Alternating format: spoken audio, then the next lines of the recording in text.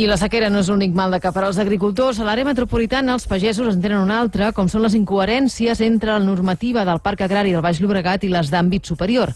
L'Institut Agrícola demanarà una moratòria en aquesta normativa per assegurar la viabilitat del sector. Per fer-nos una idea, la normativa del Parc Agrari impedeix que hi hagi instal·lacions per la higiene dels treballadors i per guardar les eines de treball. També impedeix que els empresaris tinguin un espai per guardar els productes fitosanitaris i els obliga a posar unes tanques de seguretat més altes del que marca una normativa d'àmbit superior. Hi ha uns 1.200 expedients oberts per incomplir algun d'aquests punts, alguns dels quals ja s'estan aplicant. Així ens ho ha avançat el president de l'Institut Agrícola i vicepresident de Foment de Treball, Baldiri Ros, en declaracions aquí, al Matí de Catalunya Ràdio. Home, és una mica de burla a la voluntat negociadora per una cosa que no és voluntat de transgredir cap norma, sinó que la voluntat és que l'àrea metropolitana, que té la disciplina urbanística, faci una moratòria, que això legalment es pot fer durant un període de temps i mentrestant es treballa per modificar el pla especial, no? Les més de 3.000 hectàrees estan repartides en 14 municipis de l'àrea metropolitana,